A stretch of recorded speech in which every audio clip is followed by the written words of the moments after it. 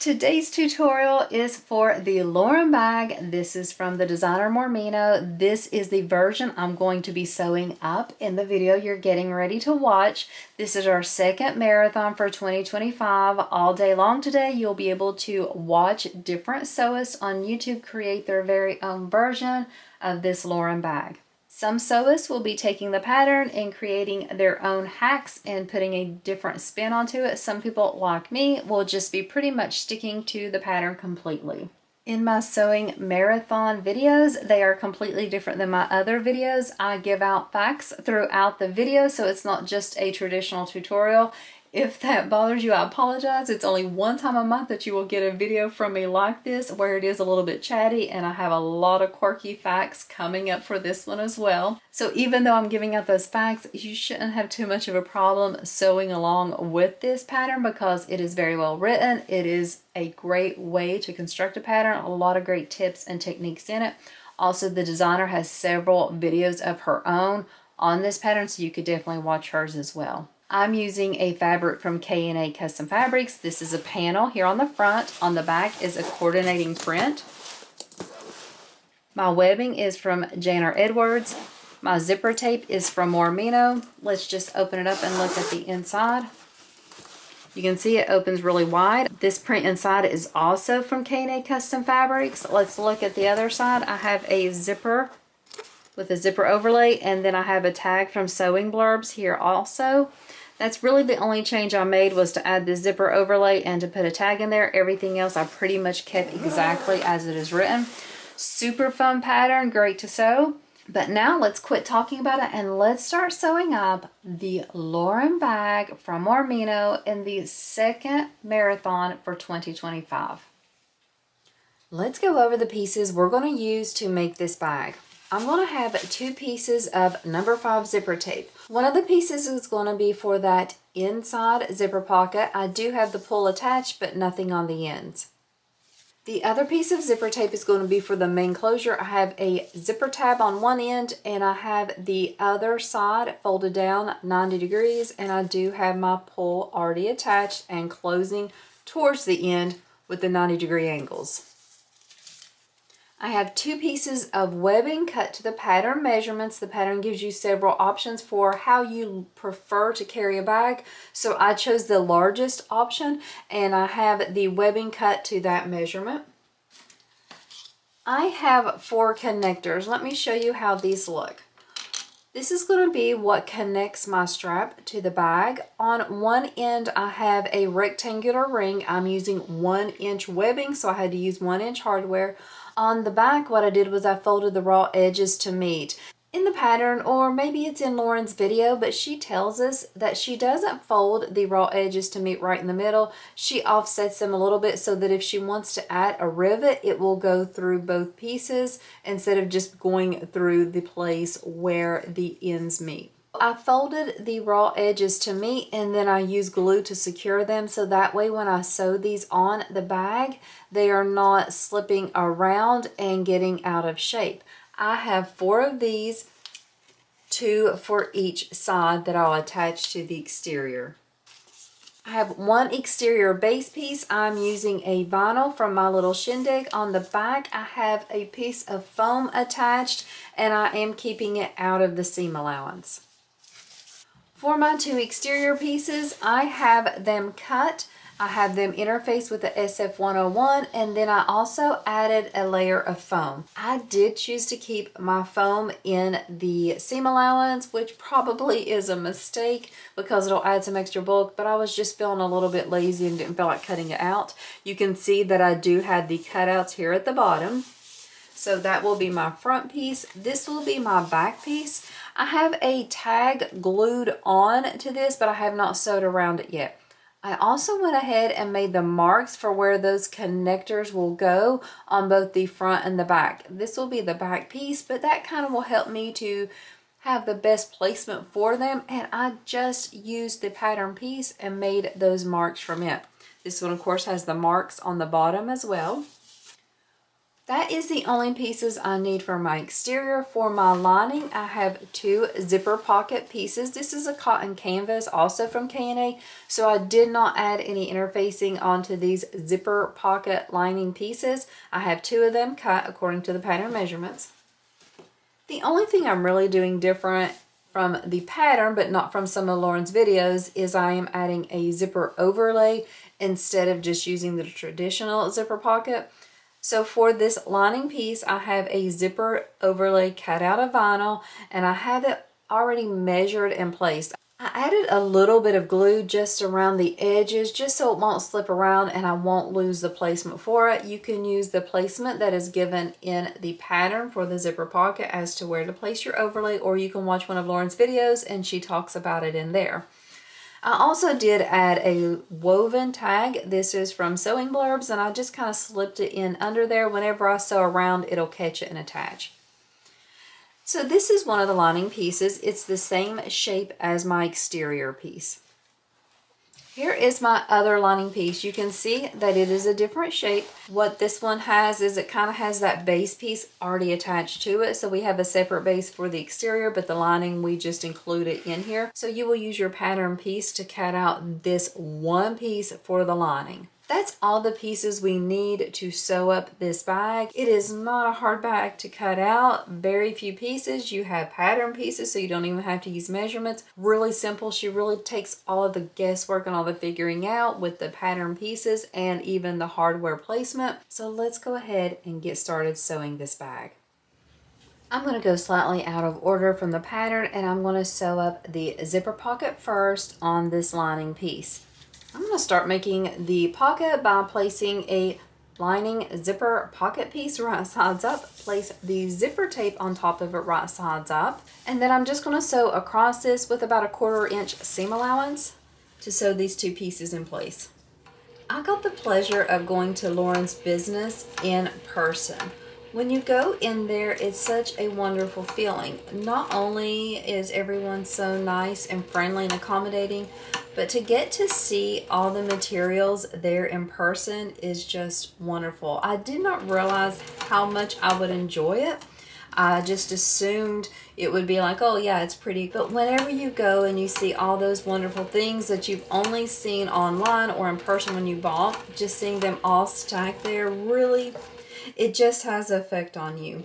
My favorite thing about going there was seeing all of the zipper tapes, all the different colors, all of them neatly stored, packed, wrapped, just there waiting to be used.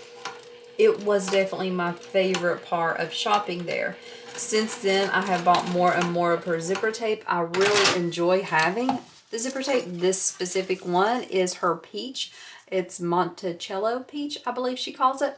I love the colors that she has. I think they're just perfect for use in bag making. What I'm going to do now is I'm going to take that seam allowance and I'm going to fold it back on to this lining piece, and then I'm going to tack that seam allowance and zipper tape down using an 1/8 inch seam allowance. Lauren carries both number 3 and number 5 zipper tape at her studio. For her number 3 zipper tape, she carries 38 different varieties, 13 different colors, and there's 6 colors of teeth.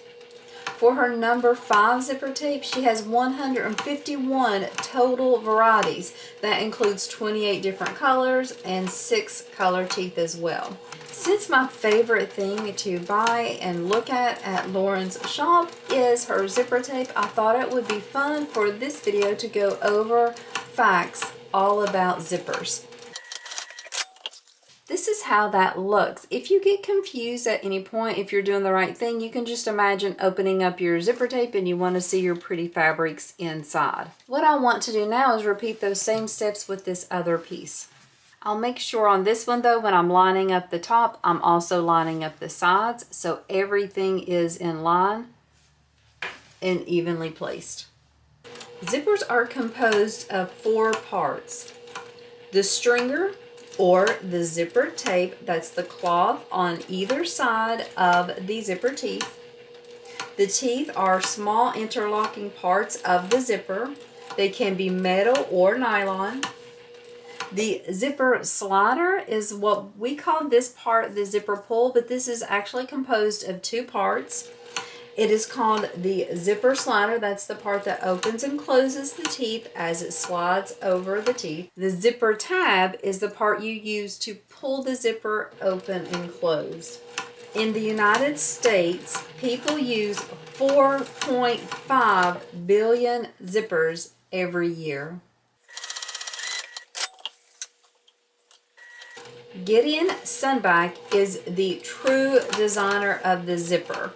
There was other things that were similar, but nothing that resembled the zipper that we know today until Gideon Sunback came in. This was in 1913 and 1917 when he got his official patents for his zipper invention. The letters YKK are stamped on the pull of many zippers. I'm sure we've all seen them. This is the abbreviated name of the Japanese company Yoshida Kogyo Kabushika Asia. I'm sure I'm saying that wrong, so I'm going to put it on the screen so you guys can see it. But this company was founded in 1934 by Tato Yoshida, and it translates as Yoshida Company Limited. Here is how this looks. You can see that I have the wrong sides of the linings right sides up now, and I'm looking at the right sides of my zipper tape. When I flip it over, I can see the correct sides, which is what I'll see when I open my zipper. What I'm going to do now is set this aside, and I'm going to pull out this lining piece. I already have my zipper overlay kind of attached, like I said, with a little bit of glue. So now what I'm going to do is I'm going to go around the edges all around the perimeter with an 1/8 of an inch seam allowance just to secure this zipper overlay to my lining piece. That will also secure my label in place so it will not slip out. I'm going to leave my threads long on this step just so I can pull them to the back and neatly tie them off. The company YKK produces enough zippers to wrap around the world 50 times. That is 1.2 million miles of zipper tape. The National Manufacturing Center for YKK is in Macon, Georgia, and it produces around 65,000 miles of that zipper tape every year. The first few attempts at making zippers were for shoes. In the beginning, zippers were mainly used on shoes and tobacco pouches.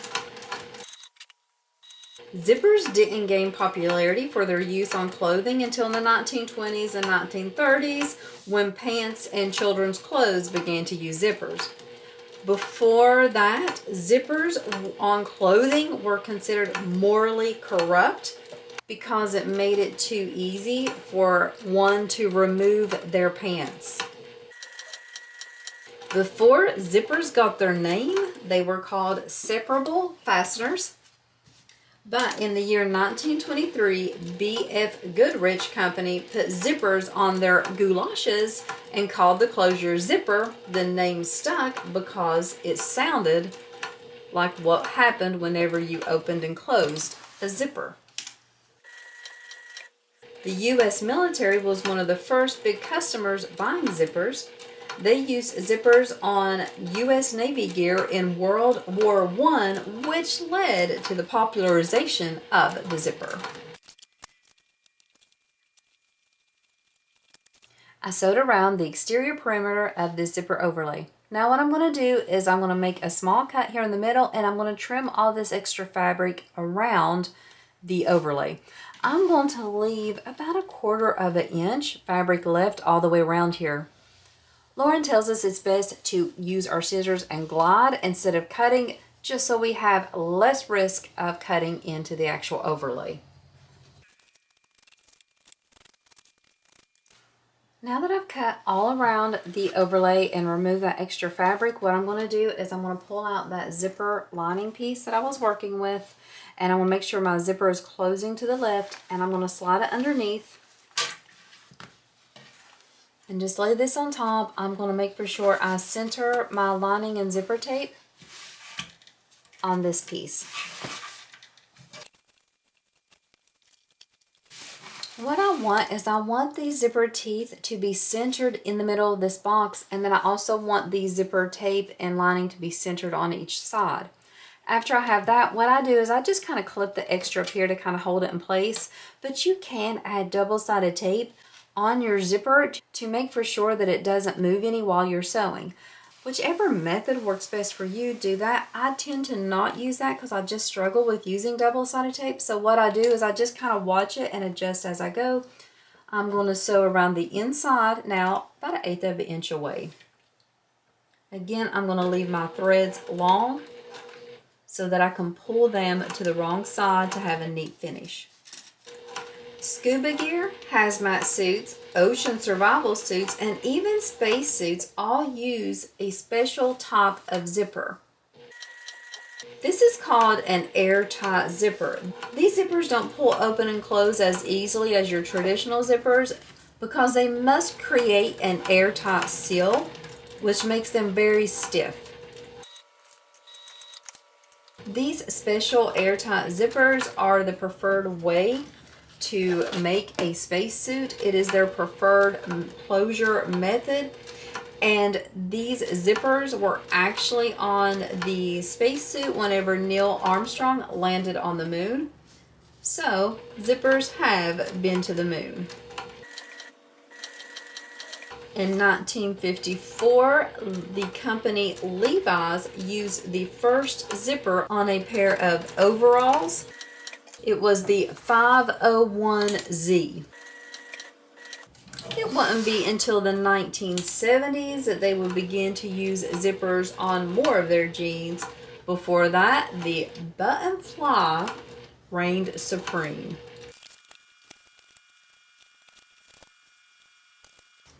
Here is how the zipper looks. Let's go ahead and flip it to the back, and I'm going to fold down these two linings so they are right sides together, and just add some clips on the side and then trim up the overhang on the bottom.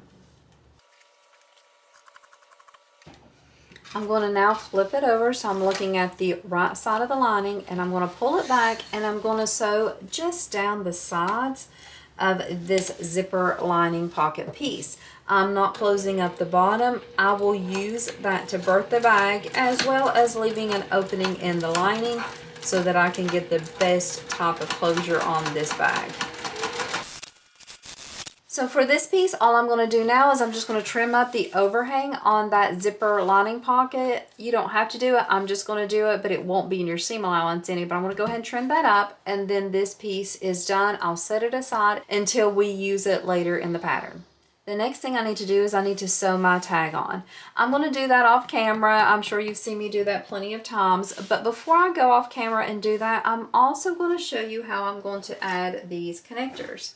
I did use the pattern piece to make the marks for where these go. What I will do is I'm going to add a little bit of glue just to secure them in place, so when I sew them around, I don't have to worry about them getting crooked. I do use glue in place of double-sided tape. I use Beacon 3-in-1 glue. You can definitely use the double-sided tape if that is your preferred method, whichever works for you.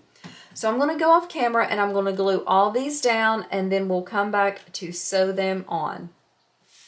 I sewed the tag onto the back exterior, and I also glued down these connectors. Just as a side note, a lot of people have been asking lately on my videos about the glue, like if it messes with my needle or things like that.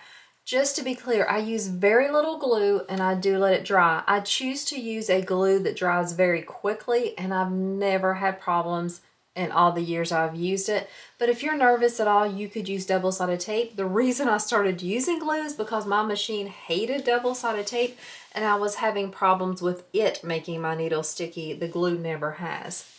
So to sew on these connectors, I do it a little bit differently than some people would do. I hate using a hump jumper. I sew on a domestic, so I do a couple of things differently so I can get the best stitch on this, or at least the best stitch for my abilities. What I do is I sew a first stitch right across here, right below the rectangular ring, to kind of anchor it in place. Then I sew another one here at the bottom. Then I sew one up this way and one up this way. So I do 4 separate stitches. I started doing this a while back because I was having skip stitches and it just wasn't looking good. And I thought, okay, let me just find a technique that works for me. When you sew, find the technique that works best for you, that brings you the most joy in the sewing room. Doesn't matter if it looks weird or if other people are like, well, that's a ridiculous way to do it. Do what works best for you, because in the end, sewing needs to bring you joy and needs to make you happy. So I start by sewing here. I'm just going to do a back stitch and I just sew across to anchor it in place. Break the stitches. Then I go down to the bottom, do the same thing. Break my stitches again, and then I sew up both the sides. So now what I'll do is I'll trim up my threads. I'm going to decide about the rivets on here. I'm leaning towards using the rivets, so I'll do that off camera, but I'm going to make for sure I have enough rivets before I officially decide, because I'd like to do 2 on each one, so I would need a total of 8. What I want to do now is I want to go off camera, trim up my threads, and sew the other 3 rectangular ring connectors on the bag, and then decide officially on the rivets. I have my exteriors and my linings complete. Now it's time to work on getting everything put together. So I want to pull out that zipper for the main opening on the bag, and I'm going to attach the zipper end. For mine, I just used the pattern piece and cut it out, and then I folded the raw edges to the middle and then folded again to make a piece of double fold bias tape. And then I just slipped the zipper inside that piece. And now I'm sewing across it, just about 1/8 of an inch away from that folded edge. I'm going to trim up my extra. For the other end, I'm not adding the zipper tab. As I mentioned before, I just folded the ends down 90 degrees. I have my pull on. Now let's pull out a lining and exterior piece. I'm going to start with the lining that is the longer piece. It doesn't matter which one so much, as long as you just start with one. For this one, what I'm going to do is I'm going to place the zipper right sides up, and I'm actually going to have it to where the zipper pull is closing to the right on this one, because this is going to be attached to the front piece, and I want it to be able to go the right way on the front, which for me will be closing to the left. I'm going to center this zipper on, and then I'm just going to baste it in place. You do not have to do this step, or if you wanted, you could use double-sided tape so you could sew everything all at once. The pattern tells you how big your zipper tape should be in the end and about how much room you should have on each end of the lining to the zipper tab or zipper tape itself. And so just make sure you pay attention to those measurements so that you can definitely be able to sew this on the sides without catching that zipper in your seam allowance. Most of the world's zippers are made in one place. It is in the Huai region of China. They produce more zippers there than anywhere else in the world. We know the benefits of zippers. They're very convenient, very easy. They have a lot of uses, but we also know that there are some negative things that can happen with zippers, such as forgetting to zip your zippers. Here is a list of some famous celebrities who forgot to zip their zipper in public places and the world picked up on it. At the movie premiere, The Case of Benjamin Button in Paris on January 20th, 2009, Brad Pitt accidentally left his zipper down. Robert Pattinson was at the premiere for Twilight, a red carpet event on August the 15th, and then again on August the 31st in 2012 with his zipper down. Robert Downey Jr. at the South Korean premiere of Iron Man 3 was also subject to this unfortunate event. So I have the zipper basted on. Now what I'm going to do, put your exterior, you can put it right sides up. That's my front. And then I'm going to lay this right sides down. You can see now that the zipper is going to be closing to the left on this one. Match up the top. I'm going to add a few clips here just because this is a big piece and I don't want things shifting. And this time I'm going to sew with that full seam allowance given in the pattern to attach these pieces.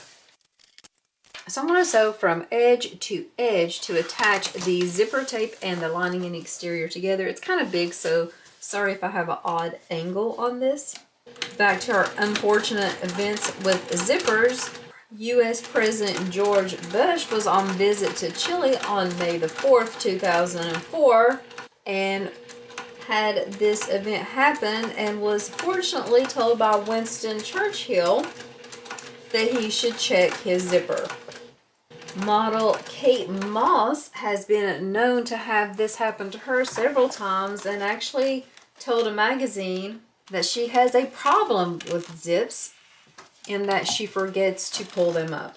Justin Bieber at the 2011 Grammy Awards backstage photo shoot had to be reminded about his zipper, and then again in March at a concert in Liverpool, England. So here's how those two pieces look. What we're going to do now is we're going to flip it up. I'm going to check to make sure my zipper is indeed closing the way I want. Typically what I do is I would top stitch through both pieces. Lauren says it's best if you don't, because then at the end we have a lot of bulk in the corner and we don't get that really nice corner pulled out. I really want to try to do better with my sewing, so I'm going to do that even though I feel a little uncomfortable. So what I'm going to do is I'm going to leave my exterior right sides up. I'm going to take that seam in the back and I'm going to sew this seam to my main panel. So the main exterior and the zipper will both be going down. I am just checking. It's a little bit trickier to do it this way for me because I'm not used to it, but what I'm going to do is start sewing here. And I'm going to be constantly feeling and checking to make sure that seam does indeed stay down. So here's how this looks. So now I'm going to flip it up. I have this free edge of the zipper tape. This is where I'm going to attach the back exterior and the back lining piece. I'm going to attach them the same way I did this piece, and then I'm going to top stitch it the same way I did this piece. I'm going to do those steps off camera and then we will come back for the next step. This bag is looking so good. We have the exteriors and the linings attached. I did just top stitch through the exterior on the zipper, kept the lining out of the way. Hopefully that'll help me and I'll like it and I won't be too anxious. I always worry that the lining will creep up and get in the zipper. I don't know why. It's probably never happened. But what I want to do now is add the base. So I'm going to pull these linings to the side. I'm just starting with the back, but you can start with the back or the front. Take out that base piece. Put them right sides together and it should match up perfectly in between those cutouts. So what you're going to do is you're going to clip that in place and you're going to sew it with the seam allowance given the pattern. She tells you that you should pretty much not be sewing through your stabilizer but just right up against it.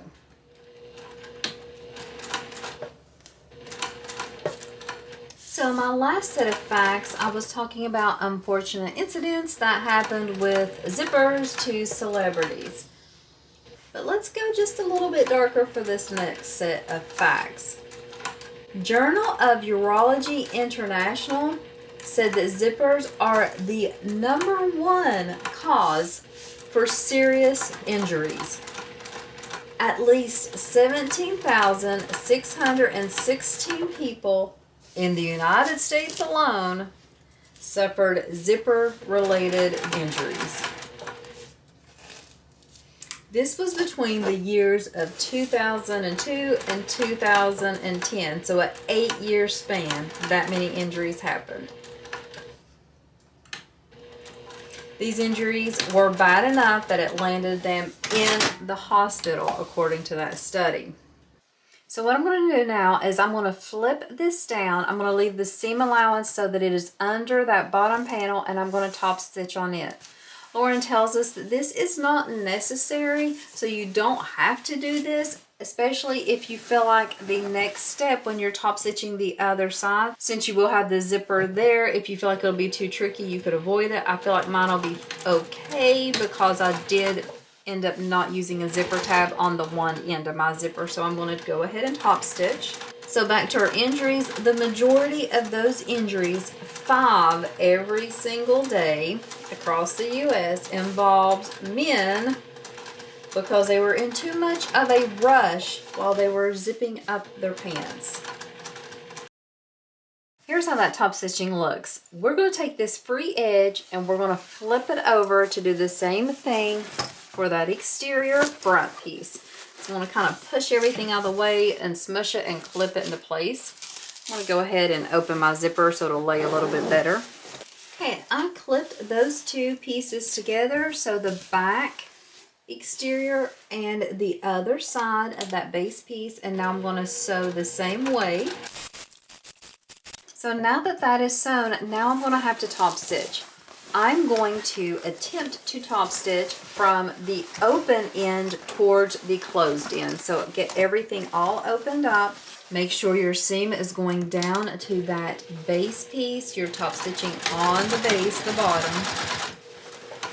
Make sure all your linings are out of the way and just go slow on this step. I have one hand underneath that I'm kind of holding the seam, one hand on top. That is making sure that nothing's going under the needle. That shouldn't be. It just lets me have a little bit more control. If you choose to use the zipper tab on both ends, you would have a trickier time doing this because you wouldn't be able to open it up. Still can be done. It's just a little bit of a slower process. The closer you get to the zipper closing, the harder it's going to be. You'll just start feeling the bag kind of fighting you a little bit. Here I am to the end.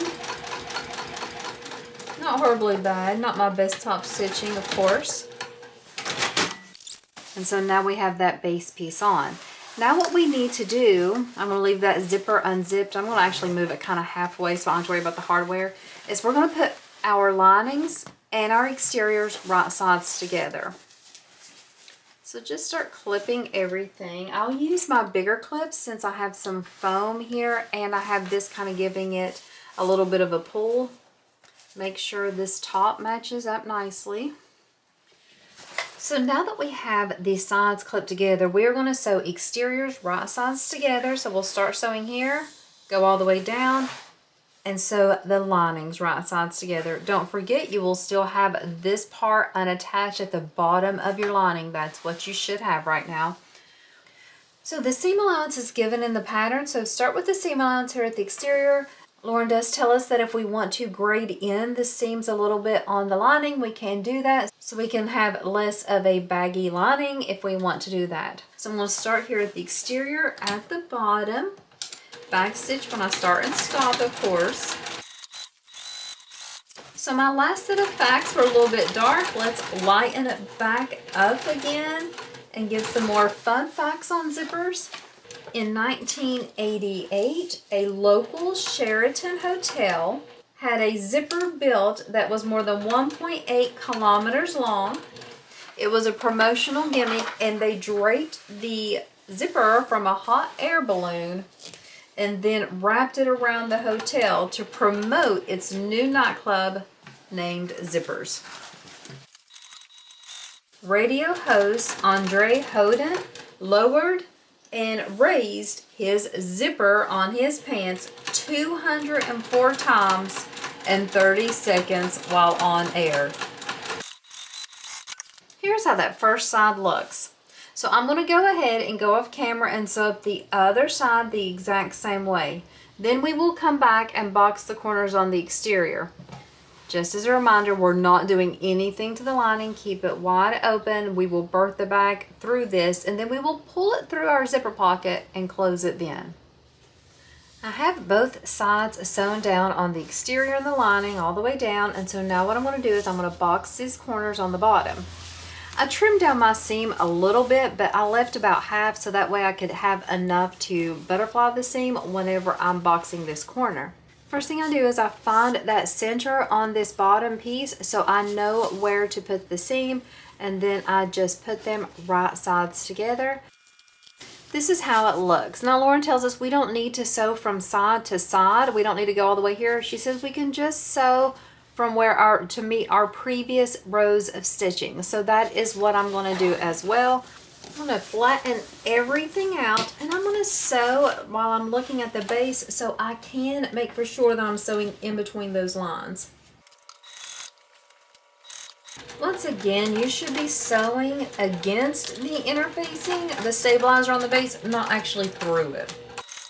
So you can see I just stitched from here to here. I didn't go all the way to the edge here.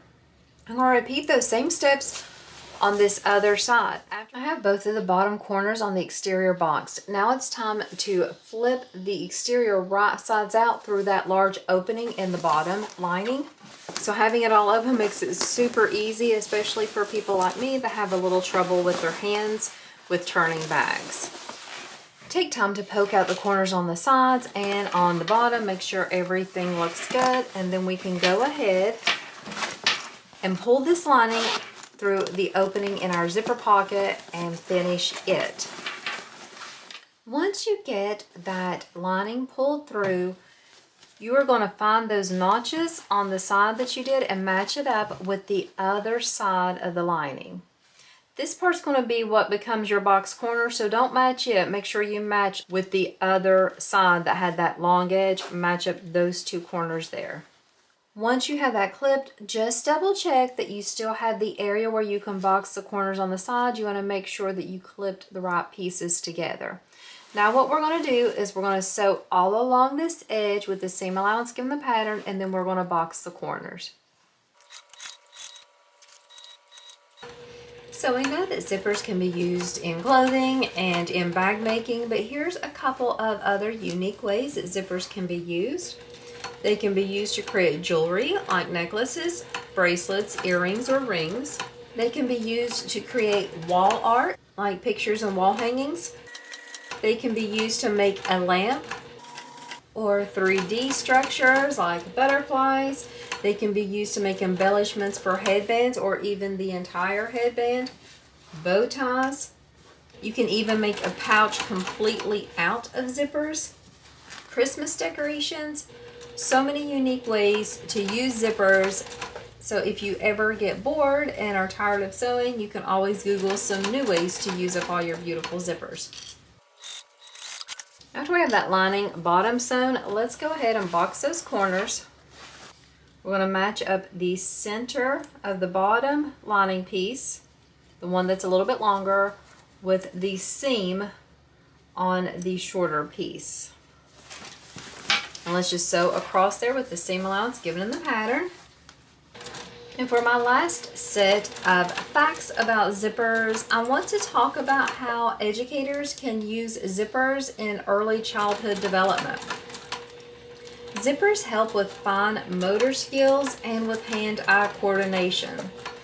This is pivotal in the development of children's early skills. Zippers also can help foster a sense of independence when kids are struggling with dressing themselves with using buttons and other fasteners.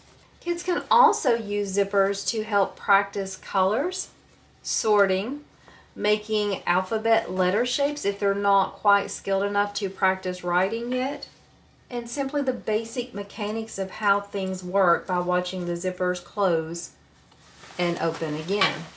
As a nanny, lots of times I've gave kids boxes of zippers and just to let them kind of sort, play with them, and just do different fun activities with them. So zippers are not only fun and decorative, but they can also be used to help guide kids through skills they need in their everyday life. Since I've boxed those corners, I'm just going to push everything back through on the lining. Last thing I need to do is just close up this zipper pocket opening. So I am just folding in those ends and going to clip and sew this shut. Now I'm going to push the zipper pocket in there and then push my lining down inside my exterior. Zipper looks great, front, back. Look at that shape. I'll probably add some clips just to help it lay a little flatter. Everything looks perfect. Last thing we need to do is we need to add on our handles. You can choose if you want to double fold this or just single fold it or even put a covering on there. It's kind of your preference. I am going to do a double fold.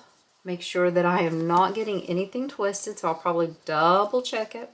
Also make sure you're consistent in your folding and that you even check with the other side to make for sure you're not having any problems, that your handles will be uneven. So hold that up, everything looks good. I'm just gonna sew across the bottom here, and I probably will add a rivet on each side since I added rivets on the connectors. I have this side of the strap sewn on. I'm going to trim up my threads, add a rivet, and do the same thing to the other side. And then we'll just come back and talk about the final thoughts on this pattern. So my Lauren bag is complete. This is a great pattern. It comes together really quick. I love the structure on it. I love the shape. I love how this pattern allows you to kind of focus on some techniques and gives you plenty of room and possibilities to create it. I did choose to do my version very simply, just kind of follow the pattern directions, which is exactly what I needed for today. The only thing I did differently was I added an overlay here on the inside and added a tag, but pretty much I followed the pattern exactly. This pattern is from Mormino. I'm going to have the link for it in my description. The fabrics are from K&A Custom Fabrics.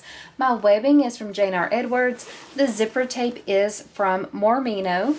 This pattern is a great one to own because there's so many different things you can do with it. There's so many ways to customize it to make it fit your exact needs. And even if you just follow the pattern exactly, you create a beautiful bag.